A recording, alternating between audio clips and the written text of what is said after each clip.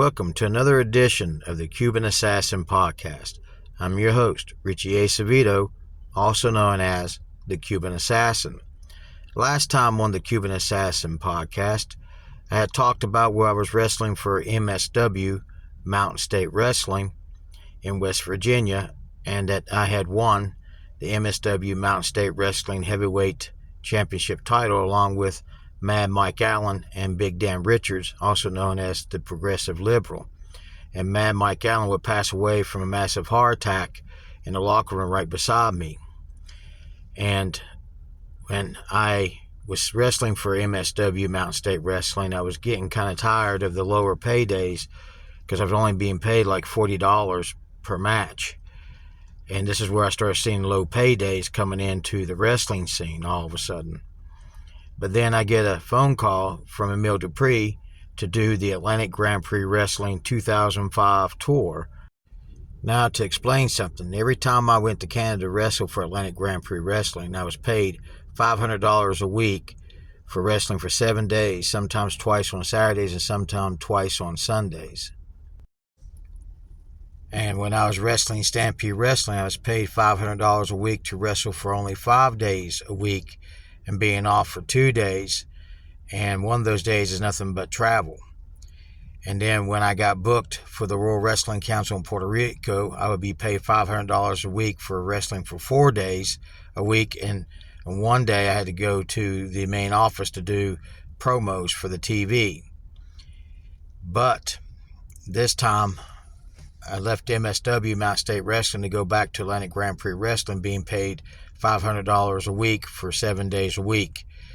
So now I'm coming into Atlantic Grand Prix Wrestling. Let's take a look at one of those matches starting off the 2005 tour. I'll be doing the play-by-play caller commentary in this matchup here. As you see, myself as the Cuban Assassin teaming up with Jeff Dupree, the brother of Rene Dupree and the son of Emile Dupree, going against Eddie Watts and Wildman Williams here for Atlantic Grand Prix Wrestling on the 2005 tour. Now, Eddie Watts is the very first person I have ever wrestled in my professional wrestling career back in 1989 when I was under the mask as the Super B. And he was called Tough Boy Eddie Watts back then, but now he's going as Evil Eddie Watts. And just a few years prior, in 2001, Eddie Watts and myself were both on tour for the World Wrestling Council of Puerto Rico for Carlos Colon. So this will be the third time we will ever meet up in our lifetime. And fortunately, it'll be the last time I ever meet up with Eddie Watts. But here, I get to have the opportunity of wrestling him again after being in the ring with him back in 1989. While we were on tour in Puerto Rico, we didn't wrestle each other. We were both heels and we were wrestling other people, but we traveled a lot together and went sightseeing together down in Puerto Rico. I always had a lot of respect for Eddie Watts, even from the first time I met him to the last time I would meet him. And Eddie Watts was really fun to be in the ring with, and plus Wildman Williams, I knew him from the 1999 Atlantic Grand Prix Wrestling Legends Tour, as well from the French TV episode Lunatics that we had filmed with Rene Dupree back in 1999. Here I am going do-si-do around, and it's starting off with Wildman Williams and myself, a much bigger guy, kind of cowering away from a crazed maniac guy like myself. And Wildman Williams, a very strong man and very nice guy. One of the guys I enjoyed wrestling with in the ring and tag teaming with as well. Collarbone top here between Wildman Williams. He takes me into the corner here. As you can see, the official giving the standard 5 count for him to break the hold as we're in the corner. He goes and gives a clean break. And then I'm sitting here as like, hey, watch it. He's pulling my stinking hair to the referee. The fans here hadn't seen me since 1999, part of the Legends Tour. So it's been a while, and they mistook me for my dad, the original Cuban Assassin. Collarbone top here. And here I take him to the side headlock. I got Wildman Williams here in the side headlock. And he's going to the ropes, and I got to break the hold. I got to count of 5, and I do so. And I let go, I grab it back in, I'm letting go, grabbing the side headlock while he has the ropes, and he powders out. So I'm sitting here, let go, grab it, let go, grab it, while the referee's counting, and he's still holding the ropes, so I had to let go, and he takes a quick powder outside the ring. I always enjoyed these tours in Atlantic Grand Prix Wrestling.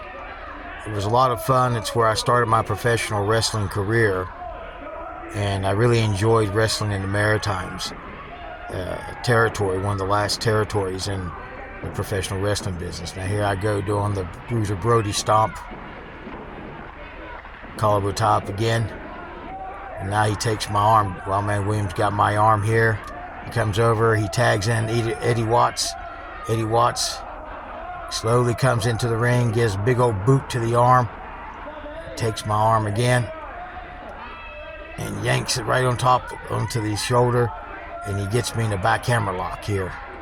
Now he's cranking up here. This is the first time Eddie Watts and myself ever been in the ring, and here I go to the ropes, and now he's got to break the hold. He pulls me off the ropes. He picks me up, scoop, body slams me right in the center of the ring. He comes off to the ropes, does an elbow drop, I move, I tag in Jeff Dupree.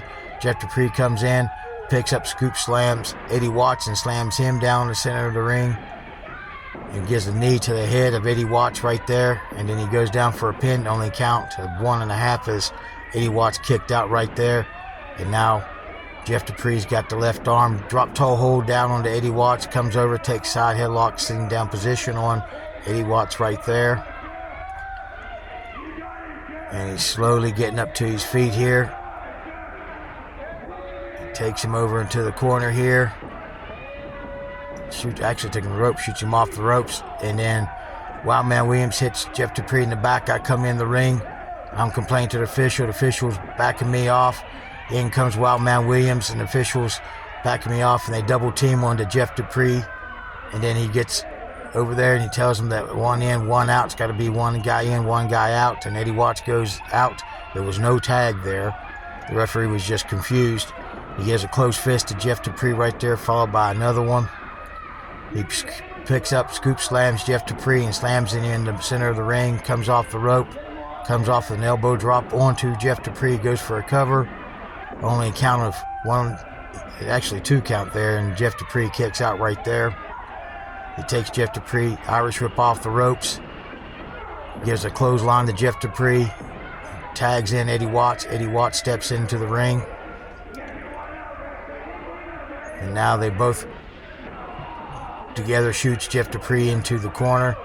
They take him back out, and they both shoot him into the corner again. As the referee giving the standard count that the other guy's got to get out. He has a count of 5. Snap near takedown by Eddie Watts on the Jeff Dupree. And now he's got Jeff Dupree in the sit-down abdominal position. He's got him down the sit-down abdominal stretch. And official is asking Jeff Dupree if he wants to submit, and Jeff saying no. Like I said, I always enjoyed wrestling for Atlantic Grand Prix Wrestling. This is actual pro wrestling, and I really enjoy doing actual pro wrestling, and which is, to me, and I consider a lost art form today. Right now the official's checking on Jeff Dupree, and Jeff Dupree saying no. I get out and I'm like, hey, ref, and then the ref pushes me back. Out comes Wildman Williams. Big stomp on the Jeff Dupree, double teaming while I'm trying to tell the ref that they're double teaming. There's no tag there, and Eddie Watts calmly walks out of the ring, and now if Wildman Williams in the ring with Jeff Dupree, and he picks up Jeff Dupree, takes him to a side suplex right there. And now I'm like, hey, I'm trying to reach over and get Jeff to tag me. And then Wildman Williams comes over and takes Jeff Dupree to the ropes and to his corner over there. Eddie Watts comes in. They both shoot him off. Double back elbow. So Eddie Watts had been tagged in there. It goes for a cover. Only a count of 2 as I try to make the stop. Eddie Watts is like, hey, what are you doing?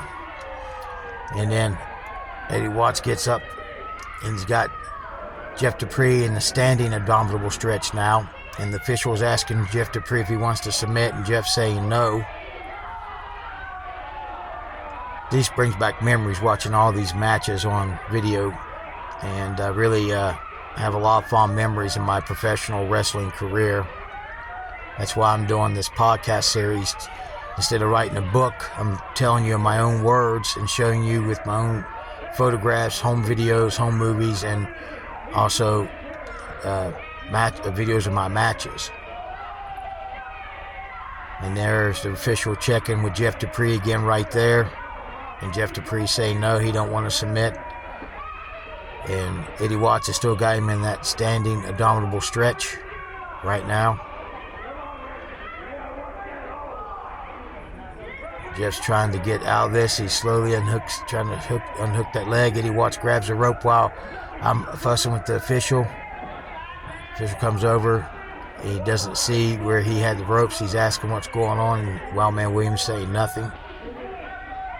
And now he tags in Wildman Williams. Wildman Williams comes in, double teams, and they hit Jeff in the gut there. Now Eddie Watts steps out. Wildman Williams is in the ring with Jeff Dupree, and he's got him in a sit-down reverse chin lock here. He's got him in a reverse chin lock here. The official is asking Jeff if he wants to submit. He's saying no. I'm trying to sit here and tell Jeff to don't give up. The official is going around, checking around here, making sure that that's not an illegal chokehold there. Can easily turn into a legal chokehold. This is one of the few times I'm a babyface in the Maritimes for Atlantic Grand Prix Wrestling. Actually, it's the only time I ever was a babyface for Atlantic Grand Prix Wrestling. And I teamed up with Jeff Dupree. Jeff's trying to get the fans to rally behind him here. This is one of the towns on PEI, Prince Edward Island. I can't remember the name of the town on the island. He gets up, gives an elbow to the midsection, followed by another one. He hits the ropes, ducks the clothesline, and he gets met by the knee of Wildman Williams. And now he's down on the mat. Wildman Williams turns him over and gets him into a camel clutch and facing me and trying to say, I'm going to make your partner submit. I'm going to make Jeff Dupree submit. And I'm sitting here trying to get Jeff to fight out of this and try to get over there and tag me into the match here. The fans are trying to rally up behind Jeff Dupree here. Well, Eddie Watts comes in, and now I come in. The official pushes me back. Now Eddie Watts takes advantage of the situation. You see a false tag there as Wildman Williams slapped his hands together and he steps out of the ring. Jeff Dupree was trying to fight back, but snapped near a takedown by evil Eddie Watts there. And now he's got Jeff Dupree down onto the mat here. The official's checking to make sure that's not an illegal chokehold, asking Jeff Dupree if he wants to submit, and Jeff Dupree saying no. And Eddie's cranking on that hold there in that reverse chin lock as they're both laying flat down on the canvas in the ring. And I'm trying to sit here and tell him don't give up, don't give up. I'm trying to stay here and be his partner and trying to wait for him to come over there and get the tag so I can get into the ring as they're wearing down Jeff Dupree in this tag team match here. The fans are rallying up behind Jeff here as he's slowly getting up here, slowly climbing to his feet here. The tag goes to Wildman Williams. Wildman Williams comes into the ring. They both double Irish whip him off the ropes. He ducks both their clothesline and gives them a clothesline of his own. He's down. He's feeling everything they're giving him. Everybody's down except for me. I'm jumping, trying to get him to come over and tag me in. He's slowly coming over here, and he makes the tag, and I come into the ring. And now I punch onto Wildman Williams, then Eddie Watts on the Wildman Williams, and I get into Eddie Watts. I boot Wildman Williams. I punch him Wildman Williams here. I take him Irish whip off the ropes. I give him a clothesline. Then I get over onto Eddie Watts. I take him Irish whip into the corner. I come charging in, boot to the gut there. I grab Eddie Watts, Irish whip off the ropes there. I give him a clothesline. I grab Wildman Williams, Irish whip off the ropes. I give him a big old backdrop right there. Now I'm going crazy. The crazy Cuban now, picking up Wildman Williams. And I sit there and I get him in a DDT. I go for a cover. Eddie Watts comes over, stops the count. In comes Jeff Dupree. Now Eddie Watts is with Jeff Dupree while I'm over here. And Wildman Williams is getting up and I'm getting up. Now Wildman Williams is on me. I'm falling back into the corner. as Jeff Dupree has got Eddie Watts in the corner, and now I got Wildman Williams in the corner. And then he's like, hey. And then he comes over and charges into Wildman Eddie Watts. We both shoot him out. They both, well, actually, Wildman Williams I shot him out. They both hit each other in the middle. We double Irish whipped him out of the corner. And now Eddie Watts has shoved out Jeff Dupree. And now they both get me in a double clothesline, Eddie Watts and Wildman Williams. Actually, they reversed us and we both hit each other. Jeff climbed back up. Now Wildman Williams is holding me while Eddie Watts kicks me in the midsection here. I got a little confused there with who was all in the ring. Now Wildman Williams got me side headlock. I take him over to our corner here, and then tagged Jeff Dupree at the clothesline. Actually, I hit him in the gut and sunset flipped Jeff Dupree into the top 1, 2, 3, and we win the match. The winner of the match is Jeff Dupree and myself, the Cuban Assassin, over Evil Eddie Watts and Wild Man Gary Williams. This match brought back a lot of memories, and like the 1999 Legend Tour was around Rene Dupree, this tour 2005 is all around Jeff Dupree. And we're celebrating with the fans here in Prince Edward Island as Eddie Watts and Wildman Gary Williams are contesting the pinfall, but Jeff Dupree and I win the match. The hardest problem with traveling around and wrestling is leaving my kids and my wife. Of course, my daughter Madison being only getting ready to turn 2 years old at this time, and my son getting ready to turn 5 years old. My daughter was the hardest thing for me to leave because here I am on tour in Canada and I'm going to be wrestling on her second birthday. Let's take a look at that match that I wrestled on my daughter's second birthday. I'm going to be doing the play-by-play commentary on this match here between myself, the Cuban Assassin, going against Ryan Storm from the Atlantic Grand Prix Wrestling 2005 tour, and this match took place on my daughter's second birthday. My daughter had just turned 2 years old, and here I am in Canada while she's back home in Oak Hill, West Virginia, and I'm wrestling on tour. The sacrifices a pro wrestler makes. As you see, I'm doing the Bruiser Brody stomp around the ring with Ron Storm here. Collarbone top right here between Ron Storm and myself. I shove off Ron Storm. He goes back, rolls back and lands on his feet. I'm doing the Bruiser Brody stomp again. As you can see, I look a lot like my dad from when he was there in his prime. Collarbone top there. I take Ron Storm to a side headlock. He takes me to the ropes, shoots me off. I give him a shoulder tackle. He gets up on one knee. He feels the effect of that on his back right there. And I'm sitting there saying Viva Cuba right there. One of my other favorite sayings. Collarbone top right there. I got his hair. I'm pointing him back to the corner here. I give him a knee to the midsection. I give him a headbutt. I give him a closed fist. The official's getting on to me to stop the closed fist and get him out of the corner. I tell him to shut his stinking mouth right there. Irish whip out of the corner. He reverses. I go in. I come out. He gives me a hip toss. Goes for a cover. Only a count of 1.5. I kick out. He's getting on me with some close fist of his own. He picks me up, takes me side headlock. I grab him by the hair and I pull him into the corner right here. The official, Cody Costain, tell me to break the hold. I give him a close fist to midsection, followed by another one. I take Ron Storm Irish whip out of the corner to the corner. He comes out, give him a big backdrop, and he feels the effect of that right there. I always enjoyed wrestling Ron Storm. I wrestled him many, many times here in 2005, and also wrestled him again in 2006 and 2008 for Atlantic Grand Prix Wrestling. I slam his head in the top turnbuckle here. Again, slam his head in the top turnbuckle here. I take him, snap there, takedown out of the corner here. I get him in a reverse chin lock here. In the sit-down position is the referee, Cody Costain, trying to check to make sure it's not an illegal chokehold, asking Ryan Storm if he wants to submit. He says no. He's trying to get the fans to rally him up behind him here in this matchup here. Like I said, this match took place on my daughter's 2nd birthday. She had just turned 2 years old.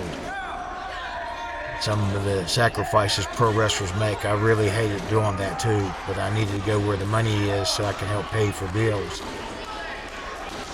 Ryan Storm trying to get the fans to get and rally up behind him. He's getting the fans, he slowly gets up. Gives me a big elbow to the midsection, followed by another one. He hits the rope. He goes by me, and I give him a forearm right there. He gives me a boot, I catch it. I give him a kick in the midsection, but look more closely to his groin. I give him a closed fist right there. I take him out of the corner, snap there, takedown. I give him in a reverse chin lock again, and I got him right down the mat right here. And the official, Cody Costain, making sure that I'm not choking him. Now Ryan's trying to get the fans to rally up behind him again here. I got him right here in this reverse chin lock. I had a lot of great matches with Ryan, especially the first time we ever stepped in the ring together. And I'm showing this match because I wanted to show the sacrifice that pro wrestlers and what I had to make to be away from my children and my wife at that time, and being home without their dad. Here he is giving me 2 elbows there in the midsection. He gives me a shoulder tackle. He hits the ropes. I drop down. He steps over. I take him. He gets me the Mexican hit scissors takedown. He goes for a cover, hooks the leg. 1, only count of 2 as I kick out. He picks me up, takes me side headlock here. He's got to hold me here, gives me a forearm, followed by another forearm. He takes me Irish whip off the ropes. I reverse him, he comes off, he ducks my clothesline, gives me a leg lariat right there, goes to cover, hooks the leg, only a count of 2.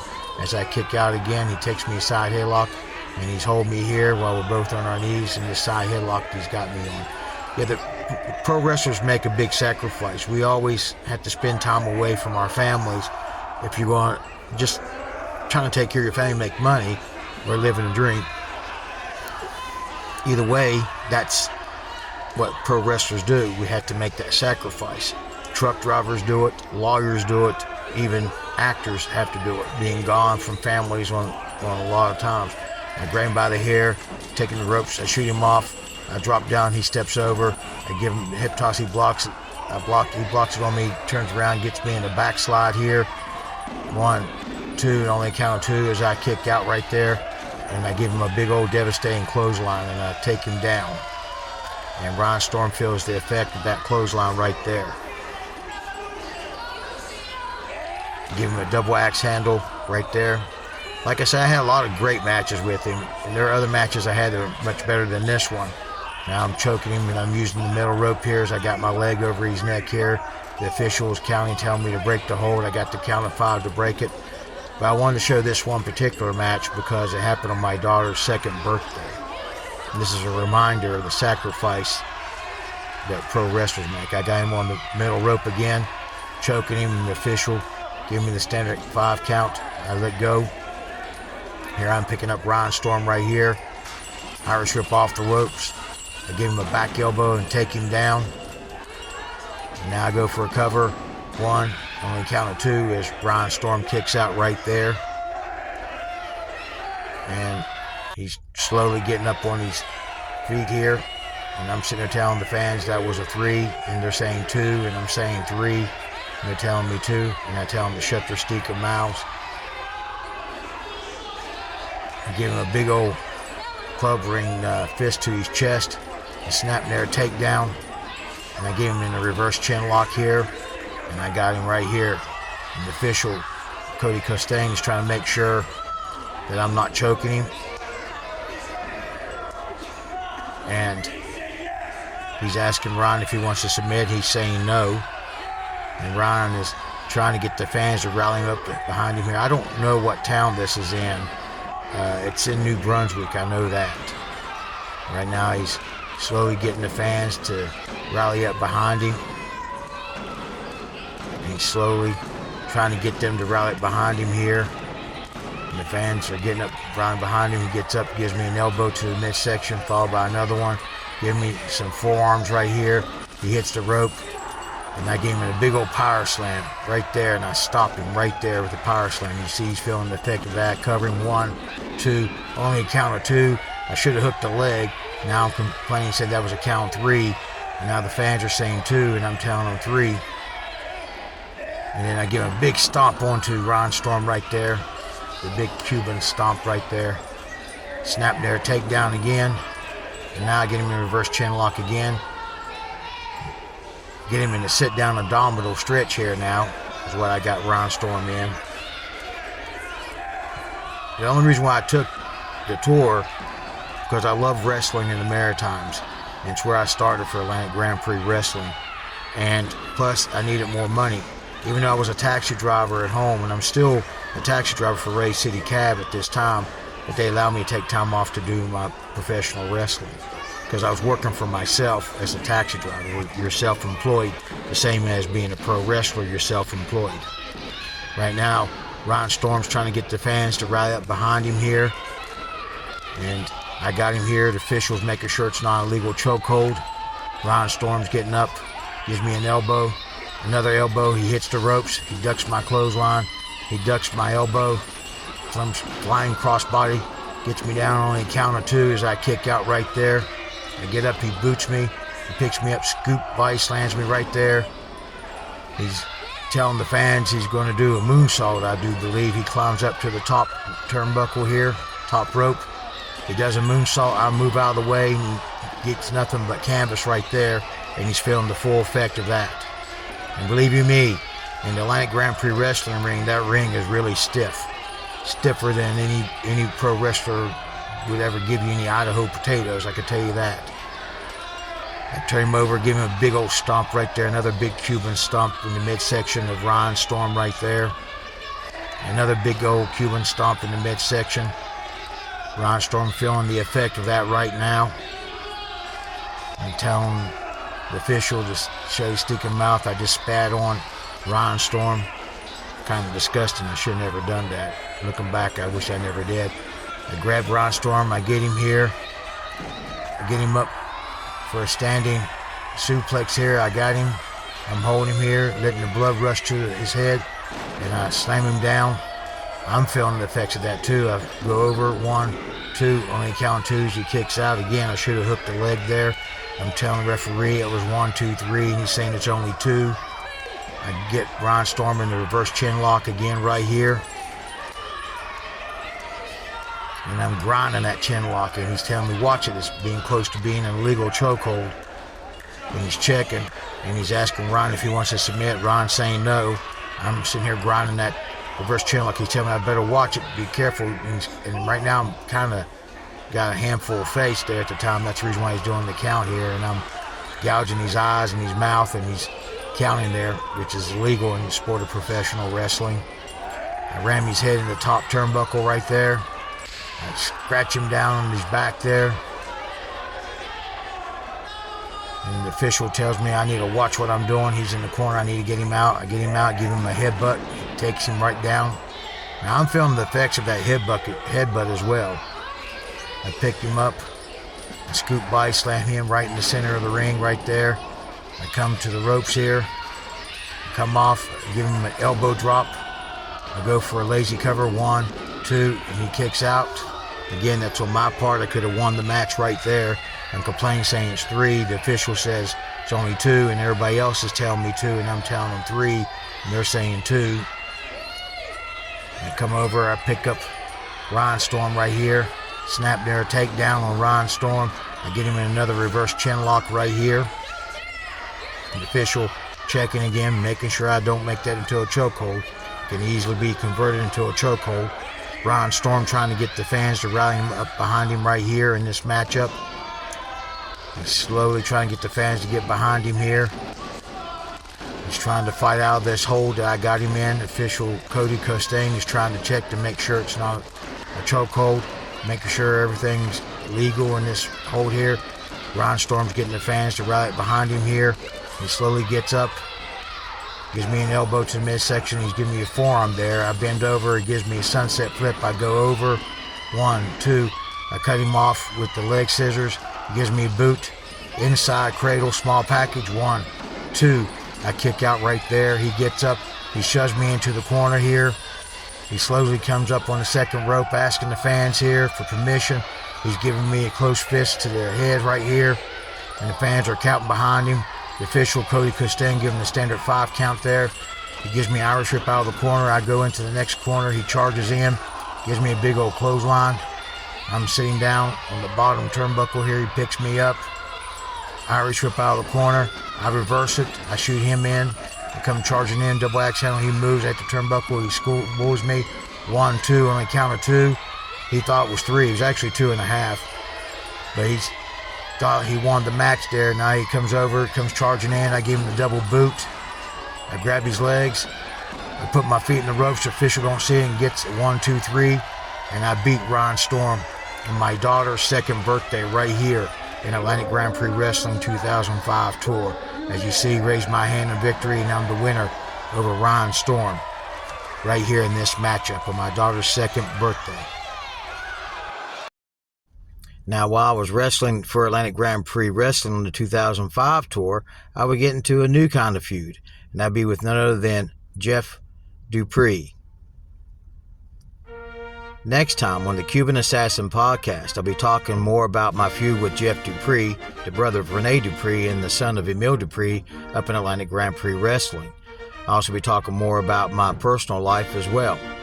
The Cuban Assassin Podcast is written, produced, edited, and directed by me, Richie Acevedo at Mountain Man Productions. Special thanks goes to Ben Hilton for the opening and closing demographics on today's podcast. Special thanks goes to my late mother, Yvonne Dempsey, and to my ex-wife, April Acevedo, for the photographs used on today's podcast. Special thanks goes to Rene Dupree and the Gauguin family for the videos of the matches used on today's podcast. You can reach me at mountainmanproductions@outlook.com. That's capital M for Mountain, capital M for Man, and capital P for Productions, outlook.com. Or you can simply leave a comment. If you like these episodes of the Cuban Assassin Podcast, please like and share. I would really appreciate it. I hope you enjoyed this edition of the Cuban Assassin Podcast, and I look forward to seeing you next time right here on the Cuban Assassin Podcast.